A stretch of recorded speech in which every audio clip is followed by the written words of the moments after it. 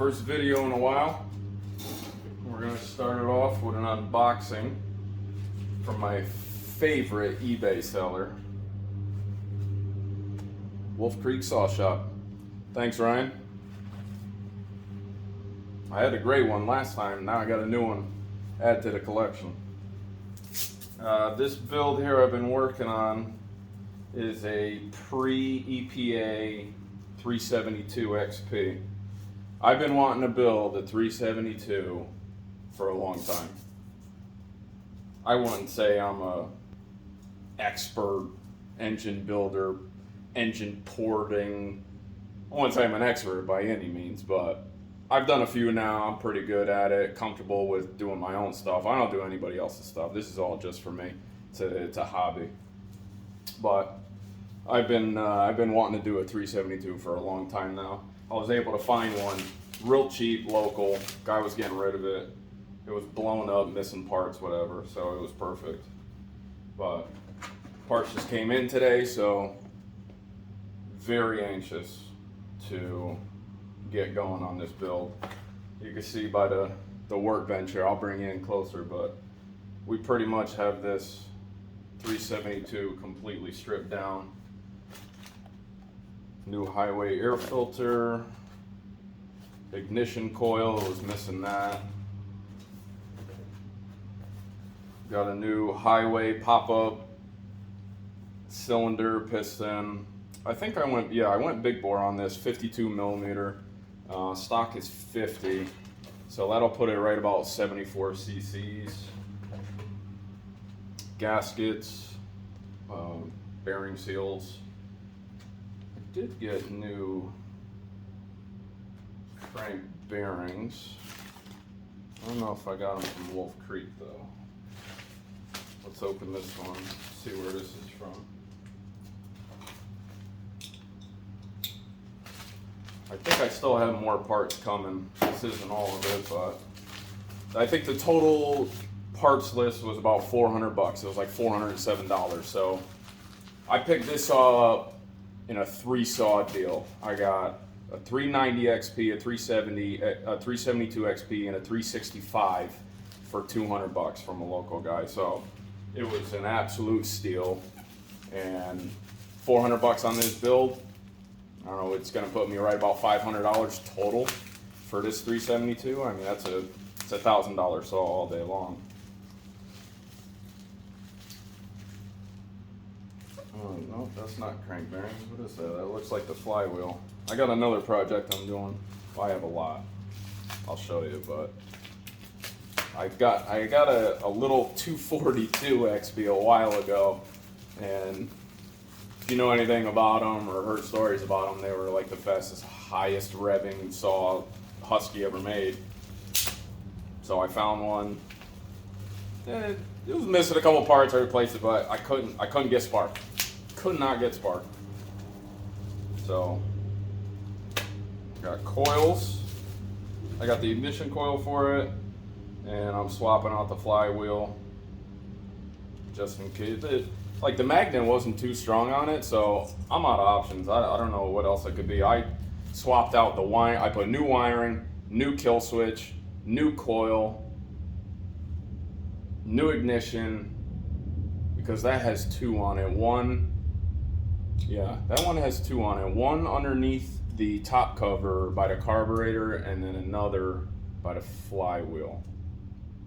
But anyways, got both of those, put them on, new wiring, everything. Couldn't figure it out. So now I got a new flywheel. I don't know. Maybe the magnets aren't strong enough. Well, I'm kind of out of options on that one. We'll see.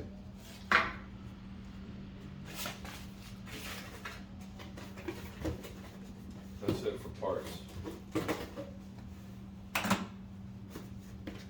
Alright, let me show you what we're doing here. Like I said, I got it totally stripped down. Got my cases split. Now this is coming from, I learned this trick from Ironhorse. Shout out Ironhorse, great channel. If you are into building saws and making them kind of wild, go check out Ironhorse and Tinman. I got both of them from Buck and Billy Race channels. Buck and Billy Race channel. He gets a lot of saws built by those guys. But I got the cases split, and I'm glad I did this because the crank bearings were bad.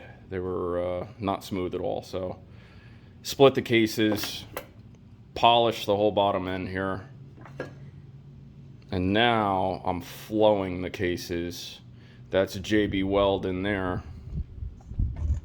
So once I filled it last night, so it's ready to grind now, but once I grind back in there, I will, just for showing you, this is the old cylinder, no good. But basically, gonna flow the cases where I filled in there. I'll shave that, make it smooth, make it match the bottom end there. And then what I'm gonna do is take down this lip here to my transfers, and where the cylinder sits on the case, I'm gonna match this lip going into the transfer. Obviously, I'm gonna port the transfers too. But when it sits down on top of that lower end, we're gonna match them up. Let's see if you can get in there.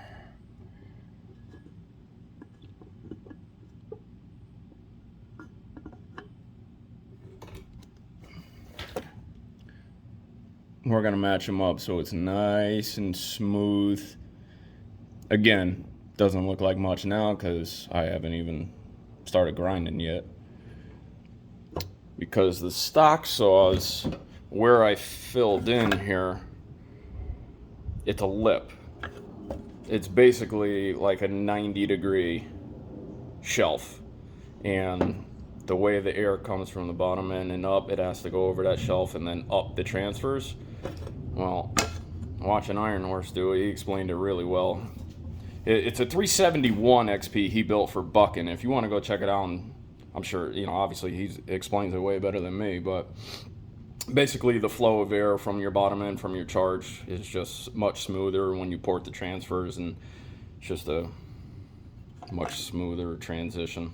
But anyways, those are the cases, parts everywhere, nice messy workbench, all the covers, got everything everywhere. Crank was good, got a little hot on one side, but no grooves, everything's fine. Connecting rod was good. The roller bearing in there was no good. The wrist pin was very difficult to get out. All right, I'm back. I had to take a phone call. Duty calls. I forget where I left off. I think I was talking about the bottom end here. Anyways, I got some grinding to do. We're gonna mesh up the flow of air from the bottom end to the transfers. Oh, I know what I was talking about, the crank. Yeah, crank's good. Just the roller bearing was no good. Got a new one of those. Other than that, that's it. I'm probably going to set up and do a little grinding. So we'll see you in a few minutes. Okay, we're back. One thing I would also like to note is I've never really seen anyone sort of polish the bottom end. I wouldn't say I, went 1000 grit and really polished it, but I took a little sanding wheel. Funny enough, this little sanding disc fits perfect in the bottom end there. So I took all the paint off and then just made it nice, smooth. Never really seen anyone do that. I don't know if there's any benefit to it.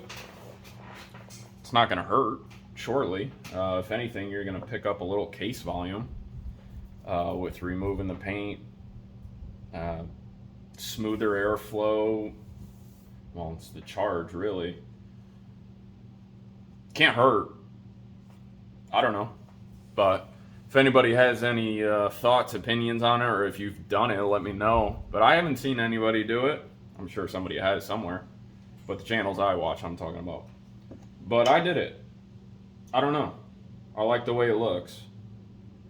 If you're gonna pour your top end and polish up your intakes, your exhaust, make them smooth, you know, airflow and all that, I don't know, it makes sense for me to do the bottom end as well.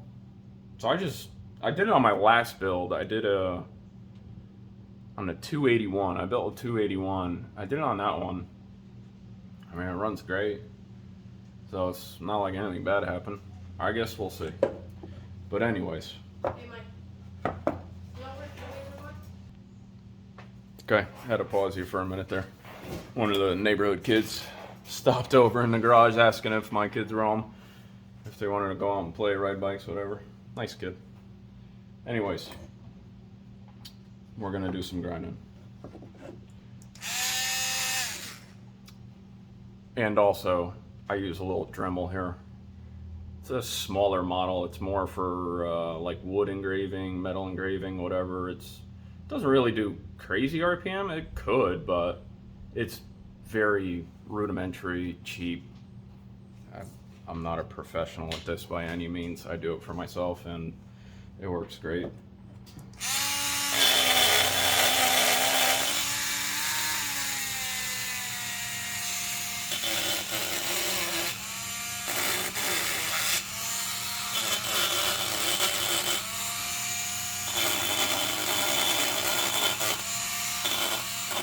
I guess I should show you what tool I'm using here. Can you see that? It's just a straight, let me see if you can focus there. Focus. Here we go. It's a straight burr tool. I'm trying to get a nice straight. I'm not making like a linear, well, I guess you could call it a linear ramp. It's not a hyperbolic shape, meaning curvature. I want a nice straight linear ramp from the bottom end up to the transfers. You get these, it's a 10-pack of, I forget what they call them, metal shaving, deburring tools, etc. 10-pack off Amazon for like 10 bucks, 15 bucks. It's a great deal. And they work. They're fantastic.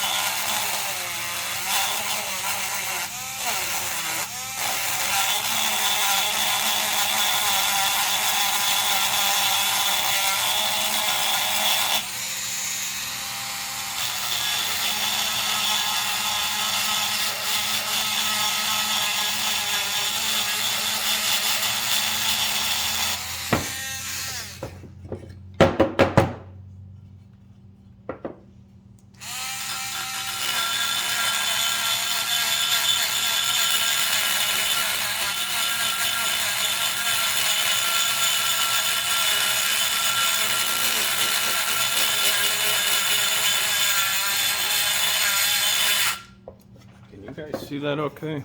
Let me just see where I'm working here. Yeah, you can see that okay. Yeah, so right now I'm taking out the high spots. I went right to the lip there of the case, and now I'm gonna start making a nice smooth ramp up.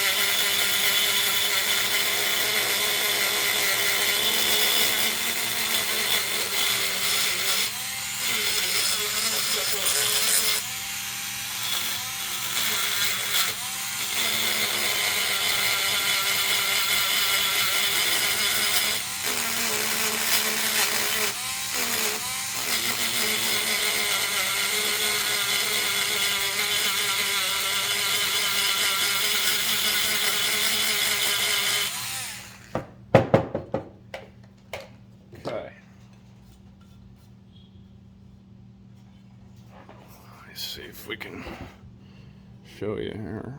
Get the angle right. Yeah, you kind of see it right there. How it's a nice, straight, smooth ramp.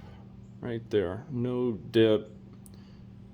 Nice and smooth. I went right up to the top of the case to expose where the cylinder's going to mount. So I had like a starting point, and then I also went down there so I had a starting point, and then made it nice and smooth. I'll get a different tool, a more round tool, get in here, clean up the sides.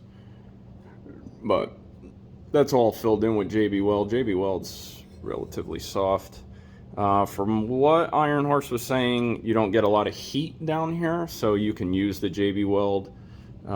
Don't use it in somewhere near your exhaust or your combustion chamber, because it'll just melt. Yeah. I will note too, or reiterate what Ironhorse was saying, is you're losing case volume, yes, which you would think is counteractive to what I was saying about polishing the bottom end and gaining a little case volume. Yeah, you're losing it, but with the port work we're gonna do here and the transfers, you're gonna pick it back up again. I can't remember, I'd have to go back. I watched his video again last night just to reaffirm kind of what I was gonna go for. I can't remember if he put his numbers on there. I'm pretty sure he did, his final porting numbers.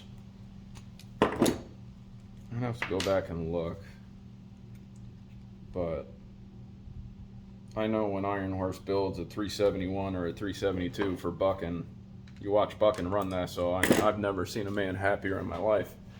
So that's what we're going for here. We want to make it wild, but not too wild. We want to make it reliable too. So we're not going to go very aggressive with our porting, but we're going to go aggressive enough.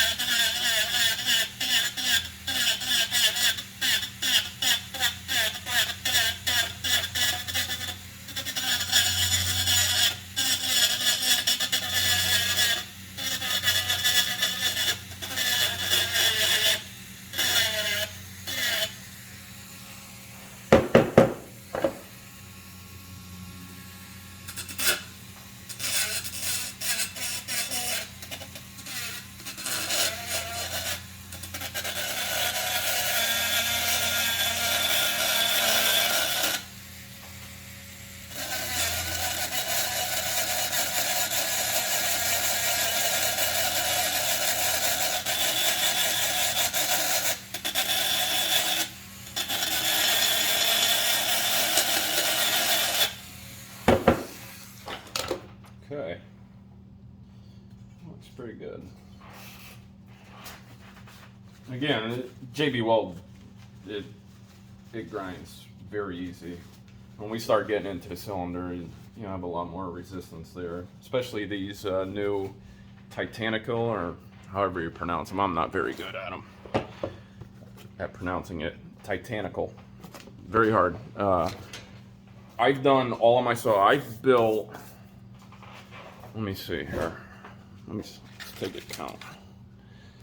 I've built that 272, 266, 395, 281, that steel MS290, that's a MS391 head on it. It's a big bore. I didn't touch that 550 XP, that one's good. But yeah, I've built all of my saws with highway products from Wolf Creek Saw Shop, and they're awesome. Never had a problem with them. I had one cylinder that the plating was kind of funky on when I started grinding on it, but it worked fine. And even then, when I had a problem, that's the 365 and 390 I got to build next. But even when I had a problem, I reached out. I sent an email to Ryan over at Wolf Creek, and he got back to me. He was awesome, real helpful, nice guy to talk to. There's that little 242. Kid's scooter in the way. Little 242. Got a Pro Mac 1010 that needs a top end. Got it for $50. That's a P40 Pioneer, P26. That's an old dinosaur, 141, yeah. That one doesn't run. It wants to, but not yet. It's a P25 there. I just got that one for $50. I like buying them cheap with problems and fixing them. This Mac here, that's a 1010 automatic. I got that for $20 at a flea market. I had it completely stripped down. I got to put a carb kit in it, then it's ready to go. It's an old John Deere. I think that's a 45 EV, no spark. Another 1010 back there that's blown up, needs a top end. A lot of projects, but I love it. These are like my main four. That 66 is an absolute screamer. That's probably my favorite saw, that 66. The 81 is a torque monster. I ported it and did work to it, but it's just a torque monster. It's a hell of a saw. Very different sound from all the others. That 272 is loud and screams.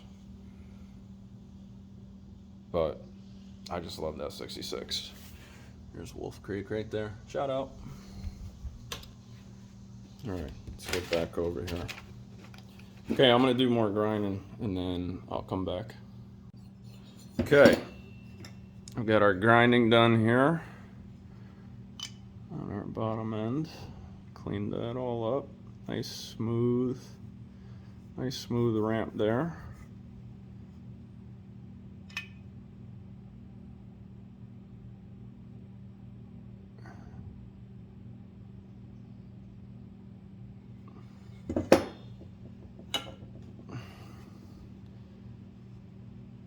Yeah, very nice.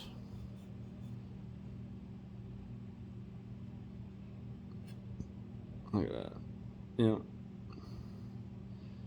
Nice profile to it. So now, took our new cylinder here, just cut out here for the transfers. We just cut that out. Wasn't much, but it was enough to make a difference. Show you. Was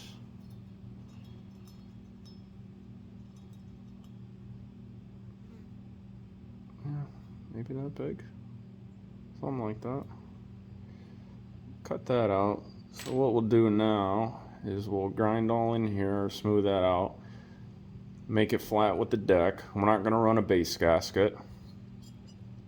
I'll smooth that out, leave the little hooks here on the corner of the cylinders,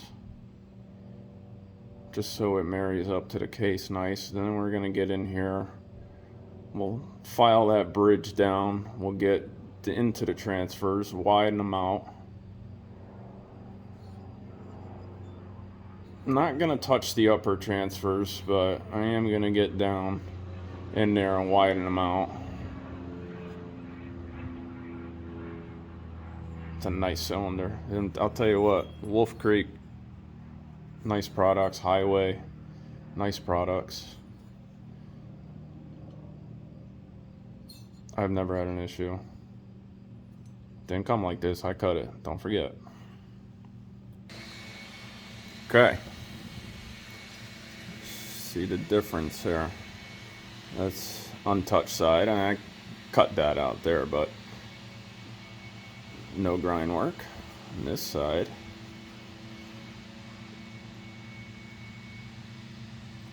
Some grind work. I beveled that inside edge there. Focus. Come on, you thing. There we go. Nope. I beveled that in there. Made it smooth. And then did this transfer here. You can see the size difference already. I ground that one. That's stock.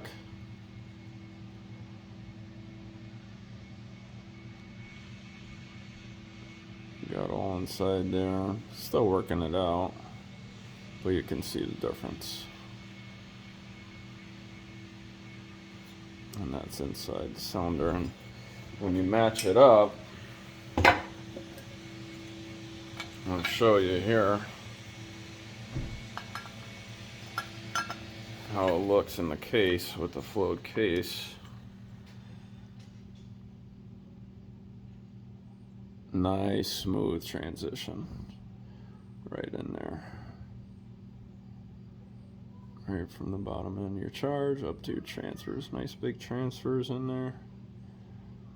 Not gonna touch the uppers, but we want a nice smooth transition. And you can see right where I filled in where the cylinder meets the case. I mean, I'm just holding it. It's not bolted down, obviously, but it's pretty close to what it's gonna look like. Look at that. Nice, open.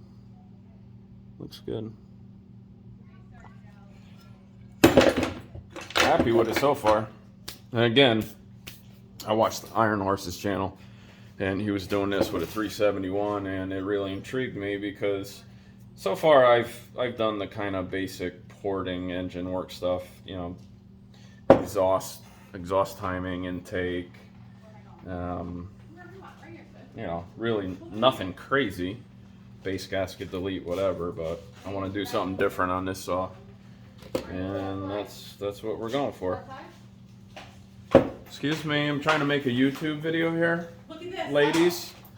Yeah, look what we got here. Let's see. Look at this. Look at the truck. Look at the wagon. They just got home from the stores.